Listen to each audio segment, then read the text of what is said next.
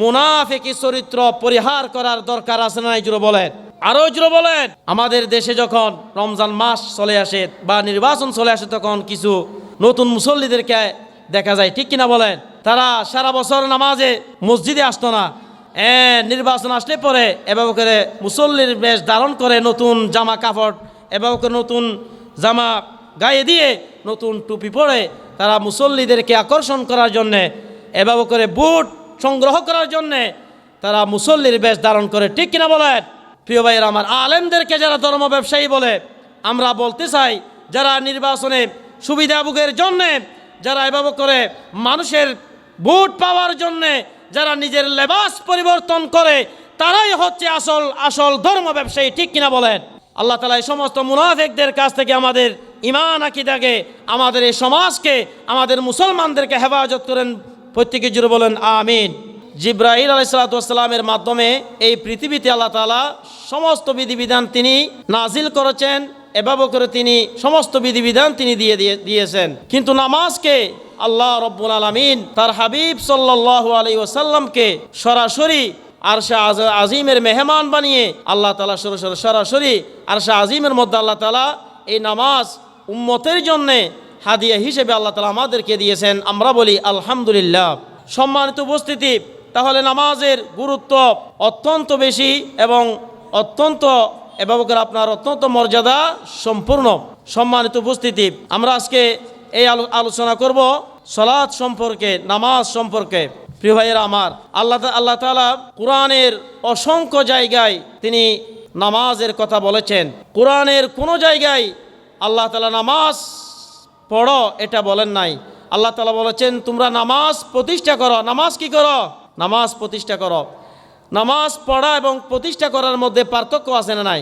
নামাজ পড়া মানে হচ্ছে নিজে পড়া, আবার প্রতিষ্ঠা করা মানে হচ্ছে কি নিজে পড়া এবং পরিবার পরিজন আত্মীয় স্বজন সবাইকে নামাজের দাওয়াত দিয়ে পুরা সমাজকেই নামাজি সমাজ বানানো, নামাজি পরিবার বানানো, এটাই হচ্ছে নামাজ কি করা? প্রতিষ্ঠা করা। আল্লাহ তাআলা আমাদের এই সমাজকে, আমাদের এই পরিবারকে, আমাদের এই দেশকে নামাজি সমাজ বানাইয়া দেন, নামাজি পরিবার বানাইয়া দেন। আমরা প্রত্যেকে বলি আমিন। প্রিয় ভাইয়েরা আমার, নামাজকে আরবিতে বলা হয় কি?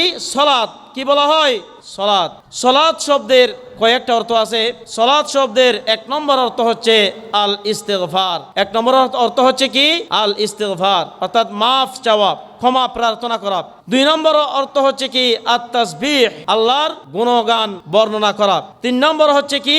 আদ-দুআ, আল্লাহর কাছে কি করা? দোয়া করা। চার নম্বর হচ্ছে আর রহমা, আল্লাহর দয়া, আল্লাহর রহমত তালাশ করা। পাঁচ নম্বর হচ্ছে আর দরুদ। নামাজের মধ্যে আমরা একজনের উপর দরুদ পাঠ করি, তিনি কে? আমাদের নবী মুহাম্মদ সাল্লাল্লাহু আলাইহি ওয়াসাল্লাম।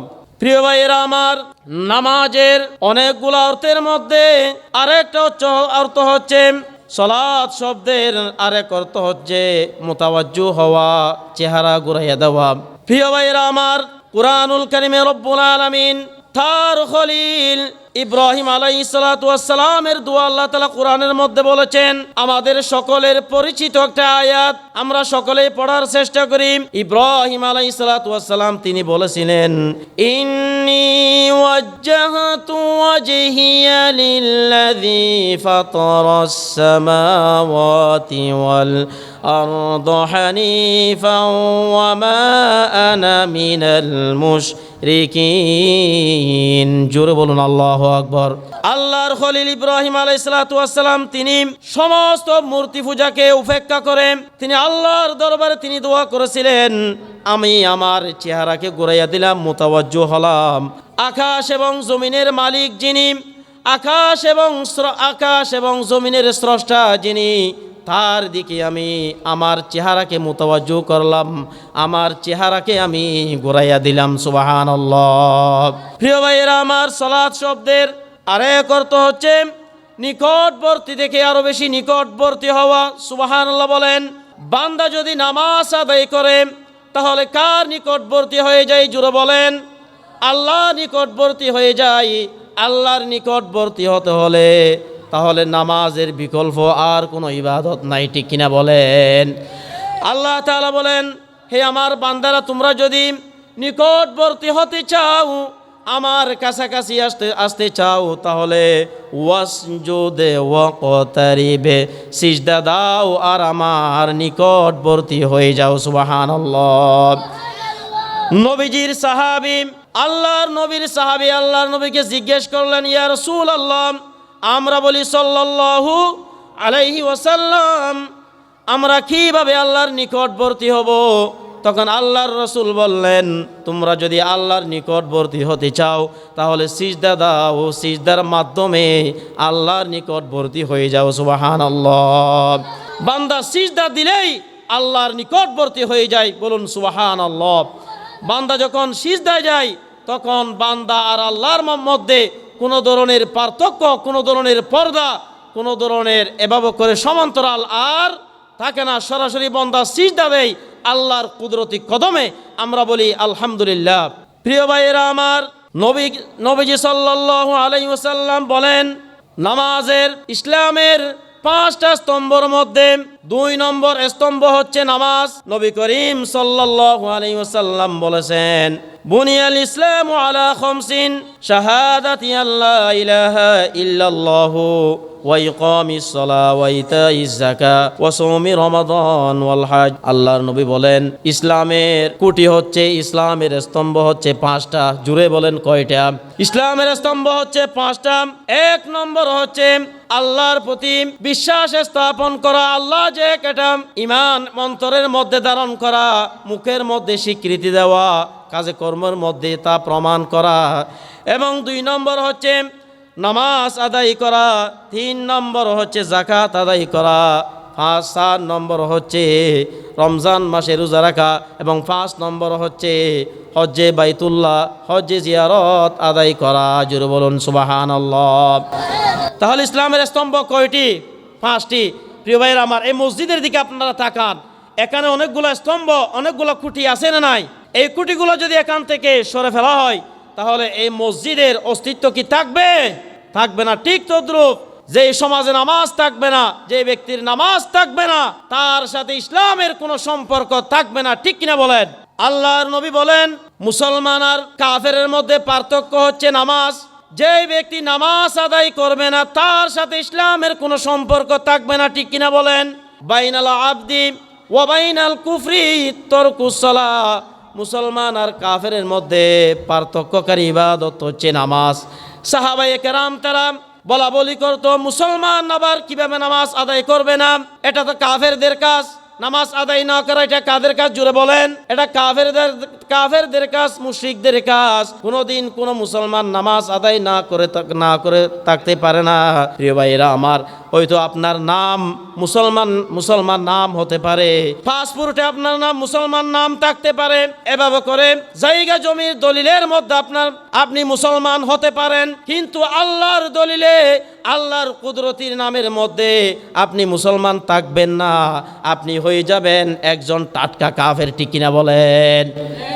সেই জন্য প্রিয় ভাইয়েরা আমার, আমাদের পরিবার পরিজনকে এবং নিজেকে জাহান্নামের আগুন থেকে বাঁচানোর জন্য নামাজ পড়ার দরকার আছে না নাই? জোরে বলেন। আজ থেকে আমরা 5 ওয়াক্ত নামাজ আদায় করব নাকি ছাড়বো? জোরে বলেন। 5 ওয়াক্ত নামাজ আমরা সময় মতো আদায় করব। প্রিয় ভাইয়েরা আমার, আমাদের সমাজে এমন কিছু মানুষ আছে যাদের নামের সাথে কাজের কোনো মিল নাই। আছে না নাই? নাম হচ্ছে ফজর আলী, ঘুম থেকে উঠে সকাল 10টায়। আছে না নাই? নাম হচ্ছে রমজান আলী, রমজান মাসে একটাও রোজাও রাখে না। আছে না নাই? নাম হচ্ছে ইমান আলী, ইমানের সাথে তার কোনো সম্পর্ক নাই। কাজে কর্মে সব বেঈমানি, মানুষের গীবত করে, শেকায়ত করে, সুদি লেনদেন করে, এভাবে করে ঘুষ লেনদেন করে। এরকম মুসলমান আছে না নাই? এগুলা কাদের কাজ? মুসলমানের কাজ নাকি মুনাফিকের কাজ? সেই জন্য আমরা মুনাফিকি চরিত্র পরিহার করব, ইমানদারদের চরিত্র আমরা ধারণ করব। আমরা রাজি আছি তো ইনশাআল্লাহ? প্রত্যেকে বলি ইনশাআল্লাহ। প্রিয় ভাইয়েরা আমার, নামাজ হচ্ছে ইসলামের মূল ভিত্তি। যার নামাজ নাই তার দ্বীনের সাথে কোনো সম্পর্ক নাই। আল্লাহর নবী বলেন, লা দীনা লিমান লা সালাতা লাহু, যার নামাজ নাই তার সাথে দিনের কোনো সম্পর্ক নাই। বাইনাল মুসলিমি ও বাইনাল কুফরি তরকুস সালাহ, মুসলমান আর কাফেরের মধ্যে এভাবে করে পার্থক্য হচ্ছে নামাজ আদায় করা। প্রিয় ভাইয়েরা আমার, আমরা সালাত আদায় করি কার সন্তুষ্টির জন্যে?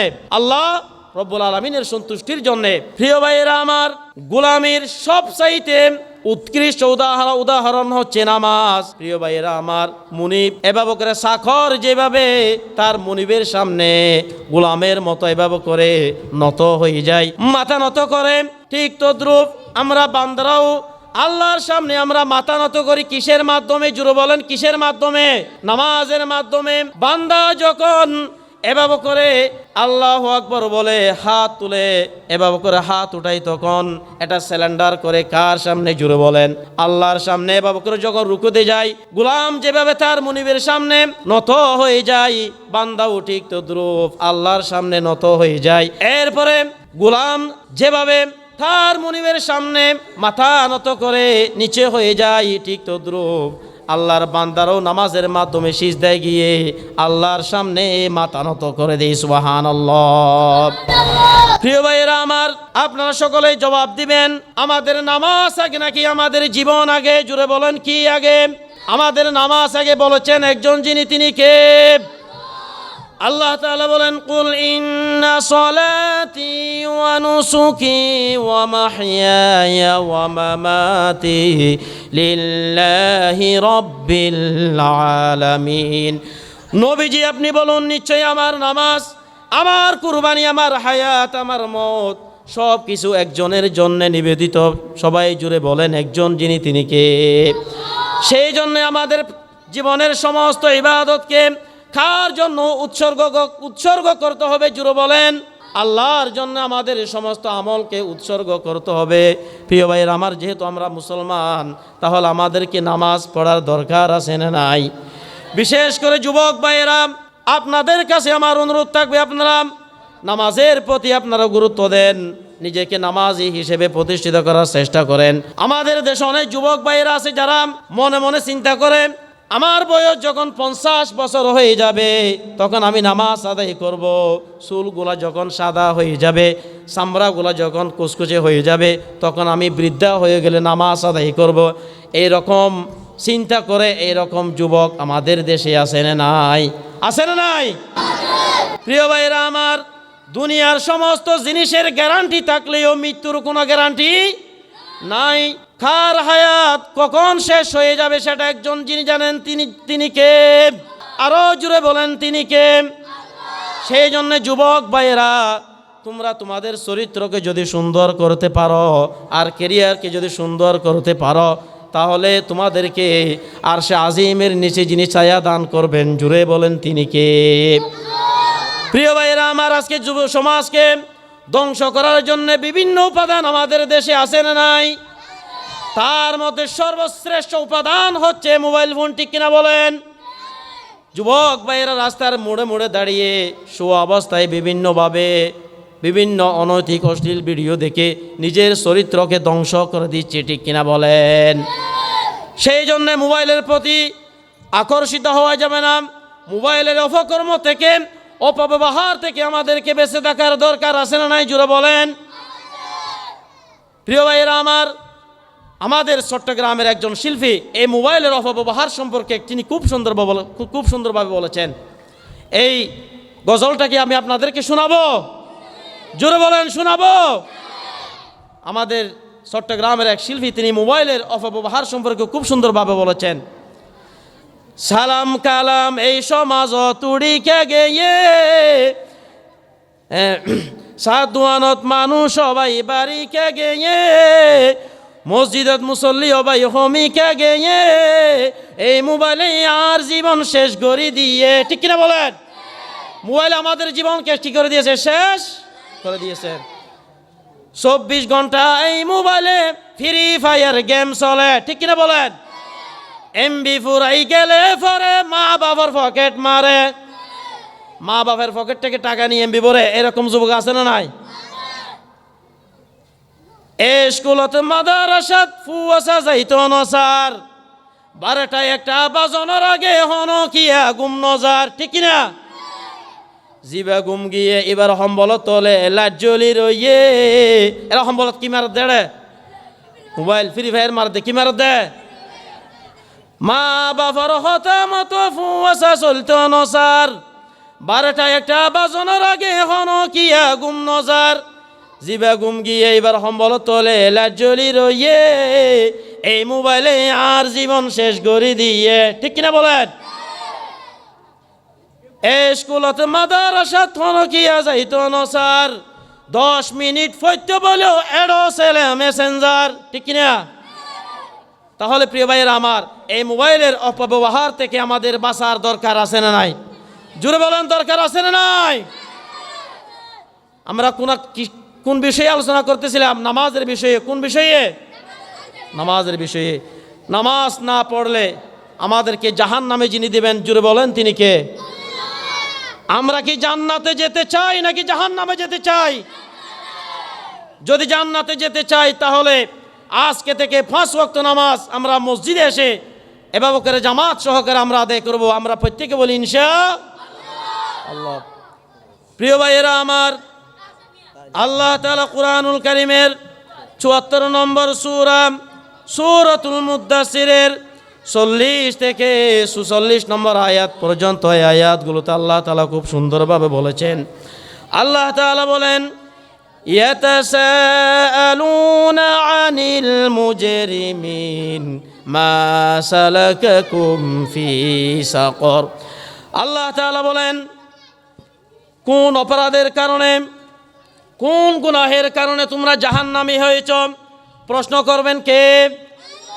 কাদেরকে প্রশ্ন করবেন? জাহান্নামীদেরকে। কাদেরকে? যারা দুনিয়াতে নামাজ আদায় করতো না, মসজিদে আজান হয়ে গেলে পরে চায়ের দোকানে বসে বসে যারা গল্প গুজব করত, নামাজকে যারা অবমূল্যায়ন করত, নামাজের প্রতি যারা উদাসীন ছিল, তাদেরকে আল্লাহ তাআলা জাহান্নামের মধ্যে জিজ্ঞেস করবেন, তোমরা কোন অপরাধের কারণে জাহান্নামী হয়েছ? তখন জাহান্নামীরা বলবে, দুনিয়াতে আমরা নামাজই ছিলাম না, নামাজ পড়তাম না। ক্বালু লাম নাকু মিনাল মুসাল্লিন, দুনিয়াতে আমরা কি করতাম না? নামাজ আদায় করতাম না। ওয়ালাম নাকু নুতঈমুল মিসকিন, এতিম মিসকিনদেরকে আমরা খাবার দিতাম না। প্রিয় ভাইয়েরা আমার, এতিম মিসকিনদের হক নষ্ট করে, এতিম মিসকিনদের মাল অনৈতিকভাবে অন্যায়ভাবে লুণ্ঠন করে, এরকম কিছু জালেম আমাদের সমাজে আছে না নাই? জুড়ে বলেন, আছে না নাই? যারা এতিমের মাল ভক্ষণ করবে, আল্লাহ তাআলা কোরআনের মধ্যে বলেন, ইন্নাল্লাযীনা ইয়াকুলুনা আমওয়ালাল ইয়াতামা যুলমান ইন্নামা ইয়াকুলুনা ফি বুতুনিহিম নারা। আল্লাহ তাআলা বলেন, নিশ্চয় যারা এতিমের সম্পদ অন্যায়ভাবে যারা লুণ্ঠন করে, বুক করতে থাকে, তারা এগুলোর সম্পদ খাচ্ছে না, মাল খাচ্ছে না, এগুলো তাদের পেটের ভিতর তারা আগুন ঢুকাচ্ছে। ঠিক কিনা বলেন? সুতরাং আমরা এতিমের মাল থেকে আমরা বিরত থাকবো। ঠিক কিনা বলেন? এরপরে জাহান্নামীরা বলবে, দুনিয়াতে আমরা নামাজই ছিলাম না, এতিম মিসকিনদেরকে আমরা খাবার দিতাম না, সেই কারণে, সেই অপরাধের কারণে আমরা জাহান্নামী হয়েছি। প্রিয় ভাইয়েরা আমার, কিয়ামতের ময়দানে সব চাইতে বেশি লাঞ্ছিত হবে, সব চাইতে বেশি অপমানিত হবে বেনামাজিরা। আল্লাহ তাআলা কুরআনুল কারীমের 68 নম্বর সূরা সূরাতুল কলামের 42 এবং 43 নম্বর আয়াতে রব্বুল আলামিন বলেন, ইয়াউমা ইউকশাফু আন সাকিন ওয়া ইউদআউনা ইলাস সুজুদি ফালা ইস্তাতিউন। আল্লাহ তাআলা কিয়ামতের ময়দানে দুনিয়ার সমস্ত মানুষদেরকে আল্লাহর সামনে সিজদা দেওয়ার জন্য হুকুম করবেন। জুড়ে বলেন, কে হুকুম করবেন? হযরতে আদম আলাইহিস সালাতু ওয়াস সালাম থেকে শুরু করে এই পৃথিবীর সর্বশ্রেষ্ঠ মানুষ যিনি দুনিয়াতে জন্মগ্রহণ করেছিলেন, তাদেরকে আল্লাহ সিজদা দেওয়ার জন্য হুকুম করবেন। দুনিয়াতে যারা আল্লাহর সন্তুষ্টির জন্য যারা নামাজ আদায় করত, কিয়ামতের ময়দানে আল্লাহর আদেশ শোনার সাথে সাথে তারা সকলেই সিজদায় পড়ে যাবে। দুনিয়াতে যারা নামাজ আদায় করতো না, নামাজকে যারা গুরুত্ব দিত না, যারা বেনামাজি ছিল, তারা আল্লাহকে সিজদা দিতে পারবে না। তাদের এভাবে করে দেহটা সোজা গাছের মতো তারা দাঁড়িয়ে থাকবে। নাউজুবিল্লাহ। বেনামাজিরা কি আল্লাহকে সিজদা দিতে পারবে না? প্রিয় ভাইয়েরা আমার, শয়তান হওয়ার কারণ হচ্ছে তিনি মাত্র একটা সিজদা না দেওয়ার কারণে আল্লাহ তাআলা কিয়ামত পর্যন্ত তাকে অভিশপ্ত বানাইয়া দিলেন। এখন আমরা দৈনিক আমাদের কয় ওয়াক্ত নামাজ ফরজ? 5 ওয়াক্ত নামাজ ফরজ। 5 ওয়াক্ত নামাজে সিজদা দিতে হয় কয়টা? 17টা। সবাই বলেন কয়টা? শয়তান যদি একটা সিজদা না দিয়ে সে অভিশপ্ত হয়ে যায়, তাহলে আমরা দৈনিক আল্লাহর নাফরমানিতে এভাবেই জড়িত হয়ে গিয়েছি। দৈনিক আমরা 17টা সিজদা আল্লাহর জন্য দেই না, তাহলে তো আমরা শয়তানের সাথেও খারাপ, ঠিক কিনা বলেন? প্রিয় ভাইয়েরা আমার, জাহান্নামীরা সেদিন, বেনামাজিরা সেই দিন আল্লাহকে সিজদা দিতে পারবে না। তখন তারা এভাবে করে দাঁড়িয়ে থাকবে। অপমান আর লাঞ্ছনার বহর তাদের মাথার উপরে চেপে বসবে। তাদের দৃষ্টি অবনত হয়ে যাবে, তাদের মাথাটা নিচু হয়ে যাবে, তাদের দৃষ্টি নিচু হয়ে যাবে। দুনিয়া ওই আখিরাতের মধ্যে সব চাইতে লাঞ্ছিত এবং তারা অপমানিত হয়ে যাবেন। নাউজুবিল্লাহ বলেন, নাউজুবিল্লাহ বলেন। প্রিয় ভাইয়েরা আমার, তাহলে আমরা এই নামাজ আদায় করব কার সন্তুষ্টির জন্যে? জুড়ে বলেন, কার সন্তুষ্টির জন্যে? নামাজের মধ্যে আমাদের মনোযোগ থাকবে বাজারের দিকে নাকি আল্লাহর দিকে? জুড়ে বলেন। আমাদের দেশে আমরা অনেকে নামাজ আদায় করি, কিন্তু নামাজের মধ্যে আমাদের মনোযোগ থাকে না। নামাজের মধ্যে মনোযোগ কি হয়ে যায়? বিচ্ছিন্ন হয়ে যায়। নামাজ পড়ি কিন্তু আমাদের মনোযোগ চলে যায় ফদুয়া বাজার, বাড়িতে, বিভিন্ন জায়গায় আমাদের মনোযোগ কি হয়ে যায়? বিচ্ছিন্ন হয়ে যায়, ঠিক কিনা বলেন? আল্লাহ তাআলা বলেন, ওই সমস্ত নামাজিরা সফল কাম যারা নিজেদের নামাজের হেফাজত করেছে, এমন তারা মনোযোগ সহকারে খুশু এবং হুজুর সাথে যারা নামাজ আদায় করেছে তারাই হচ্ছে সফল কাম। প্রিয় ভাইয়েরা আমার, এক মসজিদে একজন ইমাম সাহেব, তিনি এশারের নামাজ শেষ করে তিনি সালাম ফিরালেন। জুড়ে বলেন, কি করলেন? এশারের নামাজ শেষ করে সালাম ফিরালেন। ইমাম সাহেব এশারের নামাজ পড়িয়ে কি করে গিয়ে সালাম ফিরাইয়ে, সালাম ফিরে অনার পরে মুতাওয়াল্লি হদওয়া ইমাম সাহেব নামাজ সরা হাত ফিরে দেওয়া। ইমাম সাহেব হতে কি সারি হাত শেষ করি এর সালাম ফিরাই দেরি। মুতাওয়াল্লি হদ নয়, তিরি হাত ফিরে দে সালাম, হরা হাত ফিরে দে হয়তো নামাজত সালাম ফিরে দি তিরি হাতত, হরা হাতত তিরি হাতত। ইমাম সাহেব হতে না চারি হাত, মুতাওয়াল্লি হদ হরা হাত তিরি হাত। হন হরা হাত হই আনার ফাইসলা দিবে তো হনে মুসল্লি হলে হন দিব দে মুসল্লি হলে। ইমাম সাহেব হতে ঠিক আছে, অনার হতে রাখো না, মুসল্লি হলে এত ফুসল হয়ে যায়, হরা হাত হইয়ান। ইমাম সাহেব বলে থিয়া এরে মুসল্লি হলে তো ফুসল্লর হদুয়া আয় হইতে চারি হাত, মুতাওয়াল্লি হতে তিরি হাত, হতো অনারা কেন হন চাই নামাজ হরা হাত হইয়ে। মুসল্লি হল হতে উজুর ইনতে আড়াই দিন কিয়াল নগরী নিশাম নগরী হদ ইনতে দায়িত্ব অনর আর তো একটা দায়িত্ব বেহাজাল ইমাম হই অনে চারি হাত তোলালে চারি হাত, আষ্টরা হাত তোলালে আষ্টরা হাত, এদিন হিসাব করিব সময় না হাত তো নাই, এরকম মুসল্লি আছে নাই? তো ইমাম সাহেব হদুয়া হন কি কইতে মতো বেগম মরা মুসল্লি না, বেগম কি মুসল্লি? বেগম মরা মুসল্লি। তারপর ইমাম সাহেব মুতাওয়াল্লির হদুয়া অনজে তিরি হাত হইতে লাগিয়ন ইয়ান কি বুঝিয়ে হতে লাগিয়ন অন তো দলিল কি? মুতাওয়াল্লি হদুয়া ইমাম সাহেব আতো দোয়ান আছে সারি জ্ঞান হওয়ান দোয়ান হদা তো দোয়ান আছে সারি জ্ঞান হদা প্রতিদিন এশার নামাজের মধ্যে প্রথম রাহাতের মধ্যে আরেকখান দোয়ানের হিসাব শেষ, দ্বিতীয় রাহাতত আরেকখান দোয়ানের হিসাব শেষ, তৃতীয় রাহাতত আরেকখান দোয়ানের হিসাব কি শেষ, চতুর্থ রাহাতত আরেকখান দোয়ানের হিসাব শেষ। আজি হয়তো 3 দিন দোয়ানের হিসাব শেষ করে গিয়ে আরেকখান দোয়ানের হিসাব তা গিয়ে হই তোলে বুঝলাম তো নামাজ হয়ে তো হরা হাত তিরি হাত নামাজ বিলেন হইবেন। ইমাম সাহেব হতে আজি এখনো দোয়ান একখান মধ্যে বেচা কিনে এখনো বেশি না কেনা হিসাব করেছি হন তো এই মুতাওয়াল্লি হদুজুর হয় দোয়ান একখানা থেকে বেচা কিনা বেশ হইয়ে দেয় এটা হিসাব করতে 2 হাত লাগিয়ে অতলে হয়তো নামাজ কি হাত 3 হাত হইফা লাগিয়ে দেয় নামাজ বিল্লে হত। প্রিয় ভাই এরা আমার, তাহলে আমাদের নামাজের মধ্যে আমাদের মনোযোগ থাকবে কার দিকে? জুড়ে বলেন। আল্লাহ তাআলা বলেন, কদ আফলাহাল মুমিনুনাল্লাযীনা হুম ফি সালাতিহিম খাশিউন। নিশ্চয় ওই সমস্ত মুমিনরা তারা সফল কাম যারা নিজেদের নামাজ সম্পর্কে তারা নিজেদের নামাজকে যারা হেফাজত করেছে, এভাবে করে ধ্যানমগ্নতার সাথে স্থিরতার সাথে পরিপূর্ণ মনোযোগ রেখে আল্লাহর সন্তুষ্টির উদ্দেশ্যে নামাজ পড়েছে। সুবহানাল্লাহ। প্রিয় ভাইয়েরা আমার, মুমিনরাও নামাজ পড়ে, আবার মুনাফিকরাও কি করে? নামাজ পড়ে।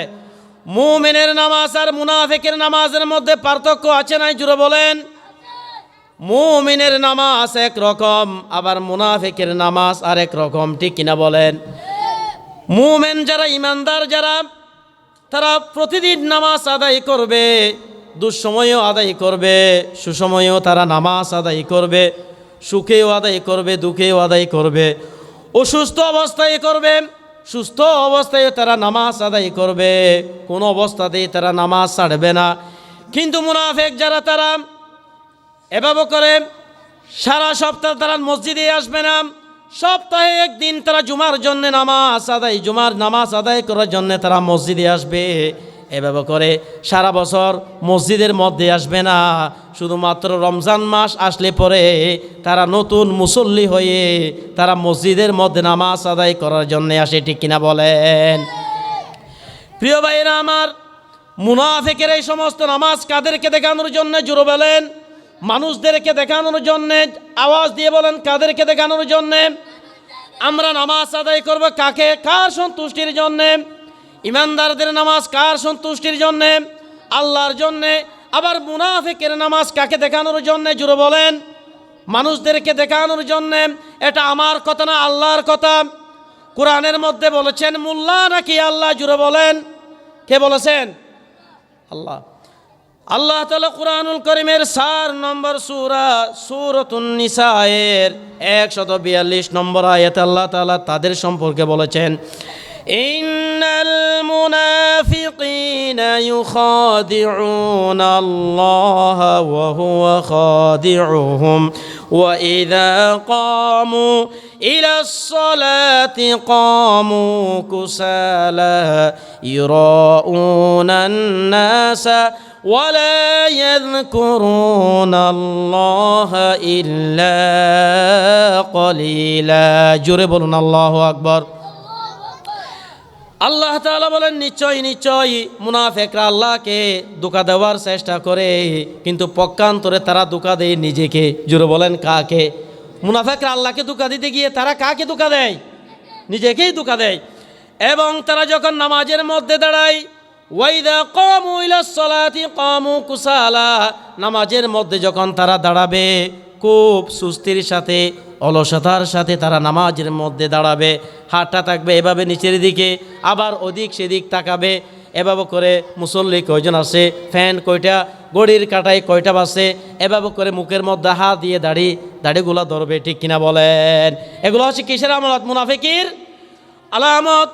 এরপর আল্লাহ তাআলা বলেন, ওয়ালা ইয়াযকুরুনাল্লাহা ইল্লা কলিলা, তারা আল্লাহর ইবাদত করে, আল্লাহর জিকির করে খুব অল্প। জোরে বলুন, কি? খুব অল্প। মসজিদে যাবে সবার পিছনে, আবার চলে আসবে সবার আগে, ঠিক কিনা বলেন? মসজিদে যাবে সবার পরে, চলে আসবে সকলের আগে। এরকম মুসল্লি আমাদের দেশে আছে না নাই? জোরে বলেন, আছে না নাই? তাহলে প্রিয় ভাইয়েরা আমার, আল্লাহ তাআলা সেই সমস্ত মুনাফিকদের চরিত্র কোরআনের মধ্যে আল্লাহ রাব্বুল আলামিন তুলে ধরে বললেন, আমার ইমানদার বান্দারা যারা নামাজ আদায় করে, যারা নামাজ প্রতিষ্ঠা করে, তারা যদি ক্ষমতার মসনদে যায়, ক্ষমতা যদি তাদের আয়ত্তে চলে আসে, রাষ্ট্র ক্ষমতায় যদি তারা চলে যায়, তাহলে তারা 4 দফা কর্মসূচি তারা পালন করবে। জুড়ে বলেন, কয় দফা কর্মসূচি তারা পালন করবে? ইমানদাররা ক্ষমতায় গেলে কয় দফা কর্মসূচি পালন করবে? 4 দফা কর্মসূচি পালন করবে। আল্লাহ তাআলা কুরআনুল কারীমের 22 নম্বর সূরা সূরাতুল হজ্জের 41 নম্বর আয়াতে আল্লাহ পাক খুব সুন্দরভাবে বললেন, আল্লাযীনা ইম্মাক্কান্নাহুম ফিল আরদি আকামুস সালাতা ওয়া আতাউয যাকাতা ওয়া আমারু বিল মা'রুফি ওয়া নাহাউ আনিল মুনকার। জোরে বলুন আল্লাহু আকবার। আল্লাহ তাআলা বলেন, সমাজের সৎ মানুষেরা, আমার নেককার বান্দারা, ইমানদাররা যদি রাষ্ট্র ক্ষমতায় যায় তাহলে তারা 4 দফা কর্মসূচি তারা পালন করবে। 1 নম্বর, তারা সর্বপ্রথম ক্ষমতায় গিয়ে নামাজকে তারা বাধ্যতামূলক করে দেবে। সমস্ত মুসলমানকে, বালেক, আকেল, সবালক, সুস্থ, জ্ঞান সম্পন্ন সবাইকে নামাজ আদায় করতে হবে। নামাজ আদায় না করলে শাস্তি আছে না নাই? জোরে বলেন, আছে না নাই? ইসলাম যদি ক্ষমতায় যায়, আইন যদি আল্লাহর হয়ে যায়, বিধান যদি আল্লাহর কোরআনের হয়, তাহলে সেই সমস্ত সমাজের ওই রাষ্ট্রপ্রধান তিনি সর্বপ্রথম তিনি নামাজকে বাধ্যতামূলক করবেন। এরপরে তাদের 2 নম্বর কর্মসূচি হবে যাকাত। তারা জাকাত ভিত্তিক অর্থনীতি তারা প্রতিষ্ঠা করবে। সুদ ভিত্তিক অর্থনীতিকে লাথি মেরে ডাস্টবিনের মধ্যে ছুড়ে দিয়ে জাকাত ভিত্তিক তারা অর্থনীতি প্রতিষ্ঠা করবে। প্রিয় ভাইয়েরা আমার, আমাদের এই দেশে, সারা পৃথিবীতে নামাজ প্রতিষ্ঠিত হোক, আল্লাহর কোরআনের আইন চালু হোক, এটা আমরা সকলে চাই কি চাই না? জোরে বলেন, চাই কি চাই না? জোরে বলেন, আমরা চাই কি চাই না? তাহলে আমরা যদি আল্লাহর কোরআনের আইন চাই, সমাজে শান্তি চাই, ইনসাফ চাই, তাহলে আমাদের নামাজ প্রতিষ্ঠা করার দরকার আছে না নাই? জোরে বলেন। নামাজ যদি প্রতিষ্ঠিত হয়ে যায় তাহলে দিন প্রতিষ্ঠিত হয়ে যাবে, আর আল্লাহর কোরআন ক্ষমতায় প্রতিষ্ঠিত হয়ে যাবে। রাষ্ট্রের মধ্যে, সংবিধানের মধ্যে আল্লাহর বিধান প্রতিষ্ঠিত হয়ে যাবে। তাহলে আল্লাহর কোরআন অনুযায়ী যদি দেশ যদি পরিচালিত হয়, তাহলে এই দেশের মধ্যে শান্তি হবে কম নাকি বেশি? জোরে বলেন, শান্তি কম হবে নাকি বেশি? আসমান এবং জমিনের সমস্ত রহমত আর বরকত যিনি আমাদের জন্য উন্মুক্ত করে দিবেন, জুড়ে বলেন তিনি কে? আল্লাহ পাক রব্বুল আলামিন। এরপরে তারা 3 নম্বর, তাদের 3 নম্বর কর্মসূচি থাকবে ওয়া আমারু বিল মারুফ। তারা আইন পাশ করে করে সমাজের মধ্যে সমস্ত সৎ কাজ, এভাবে করে যাবতীয় সমস্ত সৎ কাজ, উপকারী কাজ, জনকল্যাণমূলক কাজ তারা প্রতিষ্ঠা করবে। সুবহানাল্লাহ। এবং তারা তাদের 4 নম্বর কর্মসূচি থাকবে ওয়া নাহা আনিল মুনকার। আইন পাশ করে করে সমাজের মধ্যে যত অশ্লীল এবং গর্হিত কাজ আছে, অন্যায় কাজ আছে, হারাম কাজ আছে, সবগুলো আইন পাশ করে করে তারা কি করবে? বন্ধ করে দিবে। জোরে বলেন, তারা কি করে দিবে? বন্ধ করে দিবে। আমরা সমাজ থেকে চুরি, ডাকাতি এগুলা বন্ধ হোক, দুর্নীতি, লুটপাট বন্ধ হোক, আমরা চাই কি চাই না? জোরে বলেন। যদি চুরি আর দুর্নীতি, লুণ্ঠন, এভাবে করে অবৈধভাবে ক্ষমতায় থাকা এগুলো যদি আমরা না চাই, তাহলে আমাদেরকে ফিরে যেতে হবে কোন কিতাবের দিকে? সবাই একটু জোরে আওয়াজ দিয়ে বলবেন, কিতাবের নামটা কি? আল্লাহর কুরআনুল কারীম। এই কিতাবের মধ্যে আমরা কি করব? ফিরে যাব। আমরা বলি ইনশাআল্লাহ। প্রিয় ভাইয়েরা আমার, এরপর দেখেন মুনাফিক যারা, তারা যদি রাষ্ট্র ক্ষমতায় অধিষ্ঠিত হয়ে যায়, মুনাফিকরা যদি রাষ্ট্র ক্ষমতায় যায়, তাহলে তারা 7 দফা কর্মসূচি তারা পালন করবে। জুড়ে বলেন, কয় দফা কর্মসূচি? মুনাফিকরা কয় দফা কর্মসূচি পালন করবে? 7 দফা কর্মসূচি। আল্লাহ তাআলা মুনাফিকদের 2টি কর্মসূচির কথা কুরআনুল কারীমের 27 নম্বর সূরাতুন নামালের 34 নম্বর আয়াতে আল্লাহ পাক তাদের 2টি কর্মসূচির কথা আল্লাহ তাআলা তুলে ধরে বললেন। আল্লাহ তাআলা বলেন, ক্বালাত ইন্নাল মুলুকা ইযা দাখালু ক্বরয়াতান আফসাদুহা ওয়া জাআলু আ'ইজ্জাতা আহলিহা আযিল্লা ওয়া কাযালিকা ইয়াফআলুন। জোরে বলুন আল্লাহু আকবার। আরও জোরে বলুন আল্লাহু আকবার। মুনাফিকরা যদি রাষ্ট্র ক্ষমতায় অধিষ্ঠিত হয়, 7 দফা কর্মসূচির মধ্যে প্রথম 2 দফা কর্মসূচি থাকবে। 1 নম্বর হচ্ছে আফসাদুহা, তারা ফাসাদ সৃষ্টি করবে, সন্ত্রাস সৃষ্টি করবে, সন্ত্রাস আর ত্রাসের রাজত্ব তারা কায়েম করবে। প্রিয় ভাইয়েরা আমার, তাদের দলীয় বাহিনীকে তারা সন্ত্রাসী বাহিনী হিসেবে তারা গঠন করবে, ঠিক কিনা বলেন? এভাবে করে রাষ্ট্রের বাহিনীকে তারা নিজেদের সন্ত্রাসী বাহিনী হিসেবে তারা গঠন করবে। তাদেরকে দমন করানোর জন্যে এর প্রতিবাদ করতে গেলে তারা মানুষের উপর জুলুম আর নির্যাতনের স্টিম রোলার তারা এভাবে করে নির্যাতনের স্টিম রোলার তারা চালিয়ে দিবে, ঠিক কিনা বলেন? এরকম স্বৈর শাসক আমাদের দেশে আছে না, জুড়ে বলেন। এরপরে তাদের 2 নম্বর কর্মসূচি হচ্ছে ওয়াজালু আইজ্জাত আহলিহা আদিল্লাম। তারা সমাজের সম্মানিত মানুষদেরকে তারা এভাবে করে অপমানিত করার চেষ্টা করবে। প্রিয় ভাইয়েরা আমার, আমাদের দেশে সবচাইতে সম্মানিত মানুষরা হচ্ছে আলেমরা। জুড়ে বলেন কারা? আলেমরা। আমরা বিগত সময়ে দেখেছি আল্লাহর কোরআনের যুগ যুগ ধরে আল্লাহর কোরআনের দাওয়াত দিয়েছেন। এই রকম যুগশ্রেষ্ঠ আলেমকে অপমান করতে করতে, লাঞ্ছিত করতে করতে তাকে এভাবে করে দর্শনকারী আর লুণ্ঠনকারী বানিয়ে দিয়েছিলেন, ঠিক কিনা বলেন? প্রিয় ভাইয়েরা আমার, আমাদের কোরআনের পাখি আল্লামা সাঈদী তিনি কি দর্শনকারী ছিলেন নাকি? জুড়ে বলেন। তিনি কি লুণ্ঠনকারী ছিলেন নাকি? প্রিয় ভাইয়েরা আমার, আল্লামা সাঈদীকে যখন এভাবে করে এই ফ্যাসিস্ট বাহিনীর পুলিশরা যখন জেলের মধ্যে, কারাগারের মধ্যে যখন নিয়ে যেত, আদালত চত্বরে যখন তাকে তোলা হতো, এই দেশের মানুষ তার জন্য কত আফসোস করত, কত চিন্তা করত, তার জন্য দোয়া করত, ঠিক কিনা বলেন? কিন্তু ওই জালেমদের তাদের যখন পরিণতি হয়েছে, তাদেরকে যখন বর্তমান প্রশাসন তাদেরকে যখন জেলের মধ্যে নিয়ে যায়, আদালত চত্বরে যখন তাদেরকে ডিম নিক্ষেপ করে, তাদেরকে যখন জুতা নিক্ষেপ করে, তখন এই দেশের মানুষ খুশি হয়ে তাদেরকে এভাবে করে হাসাহাসি করে, ঠিক কিনা বলেন? আরো জোরে বলেন, ঠিক কিনা? সেই জন্যে মুনাফিকরা তারা রাষ্ট্র ক্ষমতায় গেলে সর্বপ্রথম সমাজের সম্মানিত মানুষদেরকে তারা অপমানিত করবে, ঠিক কিনা বলেন? এরপর আল্লাহ তাআলা মুনাফিকদের 3 নম্বর কর্মসূচির কথা আল্লাহ তাআলা তুলে ধরলেন।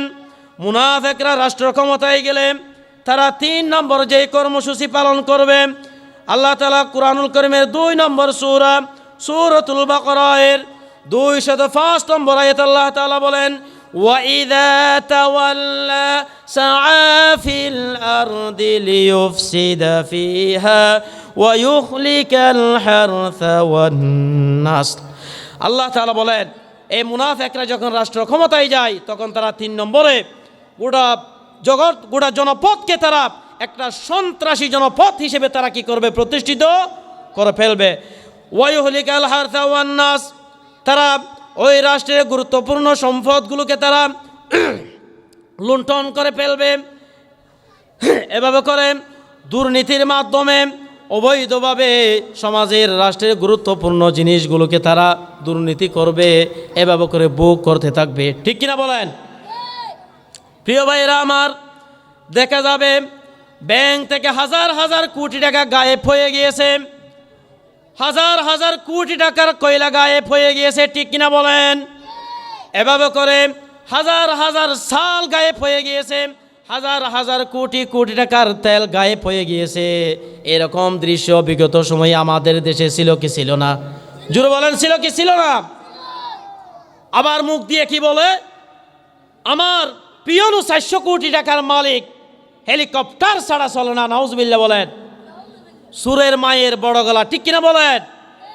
এই বক্তব্য দিয়ে সে প্রমাণ করেছে তার চতুর্পাশে সে সবগুলা চোর, ডাকাত, দুর্নীতিবাজ এভাবে করে লুটপাটকারী লালন পালন করেছে, ঠিক কিনা বলেন? সুতরাং আমরা এরকম আর কোনো অবৈধ লুটপাটকারী আর দুর্নীতিবাজ কোনো শাসককে আমরা এই দেশের মধ্যে চাই না, ঠিক কিনা বলেন? প্রিয় ভাইয়েরা আমার, এরপর মুনাফিকদের 5 নম্বর কর্মসূচি থাকবে। মুনাফিকরা যখন রাষ্ট্র ক্ষমতায় অধিষ্ঠিত হবে, তাদের 5 নম্বর কর্মসূচি থাকবে। আল্লাহ তাআলা তাদের সর্বশেষ 2টি কর্মসূচির কথা তুলে ধরলেন। আল্লাহ তাআলা বলেন সূরাতুত তাওবায়ের 67 নম্বর আয়াতে রব্বুল আলামিন বলেন, আল মুনাফিকুনা ওয়াল মুনাফিকাতু বা'দুহুম মিন বা'দ يأمرون بالمنكر وينهون عن المعروف ويقبضون أيديهم نسوا الله فنسيهم إن المنافقين هم الفاسقون. জোরে বলুন আল্লাহু আকবার। প্রিয় ভাইয়েরা আমার, আল্লাহ তাআলা মুনাফিকদের সর্বশেষ 6 এবং 7 নম্বর কর্মসূচির কথা আল্লাহ তাআলা তুলে ধরলেন। আল্লাহ তাআলা বলেন, আল মুনাফিকুনা ওয়াল মুনাফিকাতু বাদুহুম মিন বাদ। মুনাফিক পুরুষ আর মুনাফিক নারী তারা হচ্ছে পরস্পর বন্ধু। জোরে বলেন তারা কি? পরস্পর বন্ধু, পরস্পর তারা সহযোগী। এভাবে করে তারা যখন ক্ষমতায় যাবে, ইয়ামুরুনা বিল মুনকার, তারা সর্বপ্রথম আইন পাশ করে এভাবে করে রাষ্ট্রের এবং সমাজের সমস্ত ভালো কাজগুলো তারা বন্ধ করে দিবে। ঠিক কিনা বলেন? ইয়ামুরুনা বিল মুনকার, তারা মানুষদেরকে আইন পাশ করে তারা মানুষদেরকে খারাপ কাজের দিকে তারা এভাবে করে তারা দাওয়াত দিবে, তারা অবহিত করবে। ঠিক কিনা বলেন? ইয়ামুরুনা বিল মুনকার, আইন পাশ করে যাবতীয় অন্যায় কাজের লাইসেন্স তারা দিয়ে দিবে। এভাবে করে দেখা যাবে মদের লাইসেন্স দিয়ে দিবে, জেনার বেবিচারের লাইসেন্স তারা দিয়ে দিবে। ঠিক কিনা বলেন? এভাবে করে ওয়ায়ানহাউনা আনিল মারুফ। সর্বশেষ 7 নম্বর হচ্ছে, মুনাফিকরা যদি রাষ্ট্র ক্ষমতায় যায় তাহলে 7 নম্বরে তারা এভাবে করে আইন পাশ করে যাবতীয় সৎ কাজগুলো জনকল্যাণমূলক কাজগুলো তারা বন্ধ করে দিবে, ভালো আয়োজনগুলো তারা বন্ধ করে দিবে। ঠিক কিনা বলেন? এভাবে দেখা যাবে কোরআনের মাহফিল 146 ধারা জারি করবে, আলেম থেকে মাইকের স্পিকার কেড়ে নেওয়া হবে, এভাবে করে বক্তাকে লাঞ্ছিত আর অপমানিত করা হবে। ঠিক কিনা বলেন? কথাগুলো কি আমার নাকি আল্লাহর? জুড়ে বলেন। এখানে কি আমি কোনো নিজের কথা বলতেছি নাকি কোরআনের রেফারেন্স দিয়ে আমি কথা বলতেছি? প্রিয় ভাইয়ের আমার, কথাগুলো বলেছেন কে? আল্লাহ পাক রব্বুল আলামিন। প্রিয় ভাইয়ের আমার, তাহলে আমাদেরকে মুনাফিকি চরিত্র পরিহার করার দরকার আছে না? জুড়ে বলেন, আরো জুড়ে বলেন। আমাদের দেশে যখন রমজান মাস চলে আসে বা নির্বাচন চলে আসে, তখন কিছু নতুন মুসল্লিদেরকে দেখা যায়। ঠিক কিনা বলেন? তারা সারা বছর নামাজে মসজিদে আসতো না, নির্বাচন আসলে পরে এভাবে করে মুসল্লির বেশ ধারণ করে, নতুন জামা কাপড় এভাবে করে নতুন জামা গায়ে দিয়ে নতুন টুপি পরে তারা মুসল্লিদেরকে আকর্ষণ করার জন্যে, এভাবে করে ভোট সংগ্রহ করার জন্যে তারা মুসল্লির বেশ ধারণ করে। ঠিক কিনা বলেন? প্রিয় ভাইয়েরা আমার, আলেমদেরকে যারা ধর্ম ব্যবসায়ী বলে, আমরা বলতে চাই, যারা নির্বাচনে সুবিধাভোগের জন্যে, যারা এভাবে করে মানুষের ভোট পাওয়ার জন্যে যারা নিজের লেবাস পরিবর্তন করে, তারাই হচ্ছে আসল ধর্ম ব্যবসায়ী। ঠিক কিনা বলেন? আল্লাহ তাআলা এই সমস্ত মুনাফিকদের কাছ থেকে আমাদের ঈমান আকীদাকে, আমাদের এই সমাজকে, আমাদের মুসলমানদেরকে হেফাজত করেন। প্রত্যেকে জুড়ে বলেন আমিন। এরপরে প্রিয় ভাইয়ের আমার, আল্লাহর নবীর সাহাবী নবীজি সাল্লাল্লাহু আলাইহি ওয়াসাল্লামকে প্রশ্ন করলেন, আইয়ুল ইসলামি আহাব্বু ইলাল্লাহ। ওগো আল্লাহর রাসূল, ইসলামের মধ্যে আল্লাহ রব্বুল আলামিন সব চাইতে বেশি পছন্দ করেন এরকম আমল আপনি আমাদেরকে বলেন। নবীজি বললেন, আসসালাতু আলা ওয়াক্তিহা, সময় মতো নির্ধারিত সময়ে 5 ওয়াক্ত নামাজ আদায় করলে একজন যিনি খুশি হয়ে যান, জুড়ে বলেন তিনি কে? প্রিয় ভাইয়েরা আমার, নবী সাল্লাল্লাহু আলাইহি ওয়াসাল্লাম বলেন, 5 ওয়াক্ত নামাজের উদাহরণ হচ্ছে এই রকম। হে আমার সাহাবী, তোমার বাড়ির সামনে যদি একটা প্রবাহিত নদী থাকে, ওই নদীতে তুমি যদি প্রতিদিন 5 বার গোসল করো, তাহলে তোমার শরীরের মধ্যে কোনো ময়লা আবর্জনা থাকবে নাকি? জুড়ে বলেন, ময়লা আবর্জনা থাকবে নাকি? ওই সাহাবী বলল, ইয়া রাসূলুল্লাহ, আমরা বলি সাল্লাল্লাহু আলাইহি ওয়াসাল্লাম, দৈনিক 5 বার কেন, আমি যদি একবার গোসল করি তাহলে আমার গায়ে কোনো ময়লা আবর্জনা থাকবে না। আল্লাহর নবী বলেন, আমার উম্মতরা এই যে আল্লাহর সন্তুষ্টির উদ্দেশ্যে নামাজ আদায় করে, এই নামাজ আদায় করার কারণে আমার উম্মতের আমল নামায় আর কোনো গুনাহ অবশিষ্ট থাকবে না। আলহামদুলিল্লাহ বলেন। প্রিয় ভাইরা আমার, গুনাহ থেকে যদি আমরা বাঁচতে চাই তাহলে 5 ওয়াক্ত নামাজের পাবন্দি হওয়ার দরকার আছে না নাই? জুড়ে বলেন। প্রিয় ভাইরা আমার, আজকে আমরা নামাজ আদায় করি, কিন্তু নামাজ আমাদেরকে খারাপ কাজ থেকে বিরত রাখে না। ঠিক কিনা বলেন? 5 ওয়াক্ত নামাজ আদায় করি, আবার ভাইয়ের সম্পদ আমরা, ভাইয়ের হক আমরা মেরে দিই, বোনের হককে আমরা মেরে দিই। ঠিক কিনা বলেন?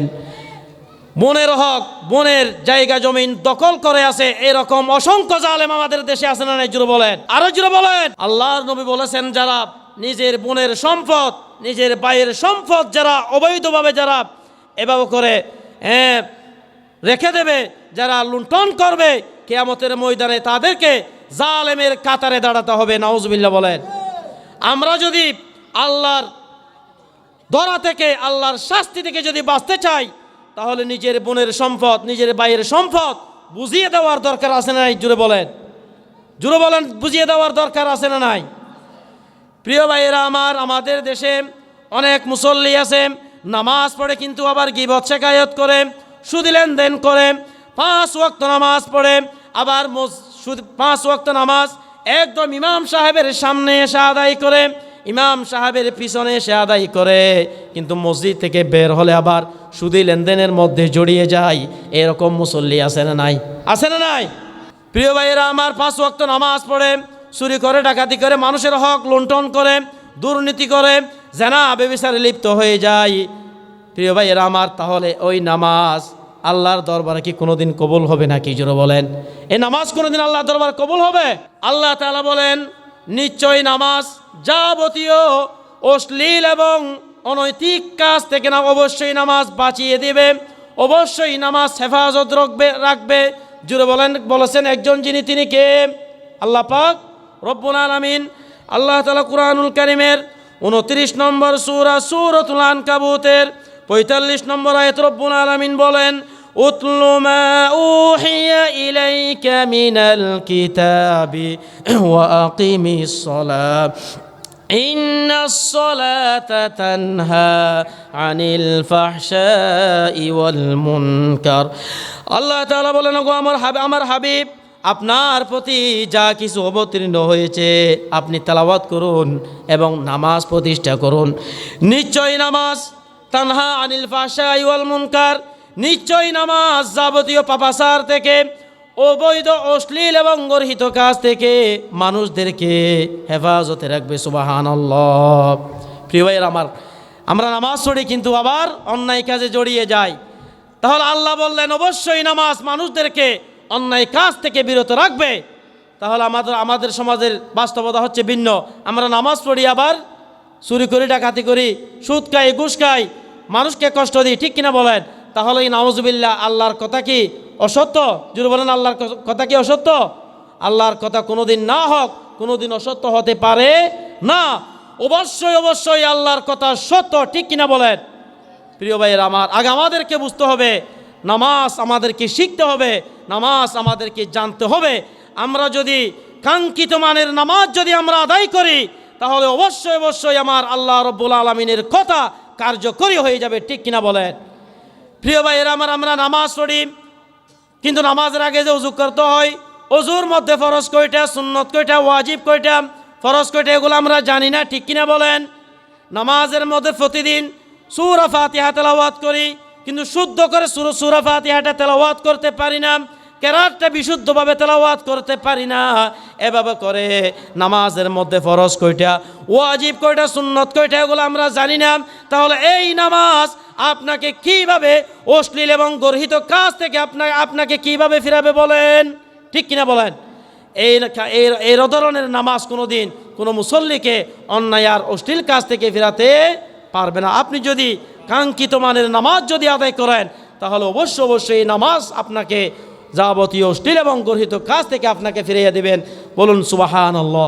প্রিয় ভাইয়ের আমার, কেউ যদি কাঙ্ক্ষিত মানের নামাজ আদায় করে আবার অন্যায় অপরাধে জড়িয়ে যায়, তাহলে তার জন্য আমার কথা হচ্ছে, আমরা কাপড় পরিষ্কার করে কি দিয়ে? সাবান এবং পানি দিয়ে, ঠিক কিনা বলেন? সাবান এবং পানি দিয়ে কাপড় পরিষ্কার করলে কাপড় পরিষ্কার হবে। কিন্তু আপনি যদি কাপড় এই কয়লা আর ময়লা দিয়ে আপনি যদি কাপড় পরিষ্কার করেন, তাহলে ওই কাপড় কি কোনোদিন পরিষ্কার হবে? কয়লা দিয়ে কাপড় পরিষ্কার করলে কোনোদিন কাপড় পরিষ্কার হবে? পরিষ্কার হবে না। ঠিক তদ্রূপ যার আচরণ খারাপ, যিনি অন্যায় কাজের সাথে জড়িত, সে হাজারো নামাজ আদায় করলে সে অপরাধ থেকে বেঁচে থাকতে পারবে না, ঠিক কিনা বলেন? প্রিয় ভাইয়েরা আমার, সেই জন্যে আমরা আল্লাহর সন্তুষ্টির উদ্দেশ্যে আমরা 5 ওয়াক্ত নামাজ আদায় করব, পরিবার পরিজনকে নামাজের প্রতি উৎসাহিত করব, নিজেকে জাহান্নাম থেকে বাঁচানোর জন্য নামাজ আদায় করব এবং প্রতিবেশীদেরকেও নামাজের জন্য আমরা উৎসাহিত করব। আমরা পারবো তো ইনশাআল্লাহ? আপনি নিজে নামাজ পড়েন, নিজে জাহান্নাম থেকে বাঁচার চেষ্টা করছেন, কিন্তু আপনি যদি আপনার পার্শ্ববর্তী সন্তান সন্ততিকে যদি আপনার পরিবার পরিজনকে যদি জাহান্নাম থেকে না বাঁচান, তাহলে এভাবে করে আল্লাহর সামনে আমাদেরকে জবাবদিহিতা করতে লাগবে। আল্লাহ তাআলা কোরআনের মধ্যে বলেছেন, ওয়া আনজির আশিরাতাকাল আকরাবিন, হে আমার হাবিব, আপনি আপনার পরিবার পরিজনকে নামাজের প্রতি সতর্ক করেন। এবং আল্লাহ তাআলা কোরআনের অন্য জায়গার মধ্যে বলেছেন, ইয়া আইয়ুহাল্লাযিনা আমানু কু আনফুসাকুম ওয়া আহলিকুম নারা, হে ঈমানদাররা, তোমরা নিজেরা জাহান্নাম থেকে বাঁচো এবং পরিবার পরিজনকে জাহান্নামের আগুন থেকে বাঁচাও। আল্লাহ তাআলা আমাদের প্রত্যেককেই 5 ওয়াক্ত নামাজের পাবন্দী হয়ে যথাসময়ে 5 ওয়াক্ত নামাজ আদায় করার এবং নামাজের গুরুত্ব বুঝে আমরা যেন নামাজের প্রতি উদাসীন না হয়ে যথাসময়ে 5 ওয়াক্ত নামাজ যেন আমরা আদায় করতে পারি, সেই আশা ব্যক্ত করে আমি আমার সংক্ষিপ্ত আলোচনা এখানে শেষ করছি। হাদা মা ইনদি ওয়াল ইলমু ইনদাল্লাহ। আসসালামু আলাইকুম ওয়া রাহমাতুল্লাহি ওয়া বারাকাতুহু।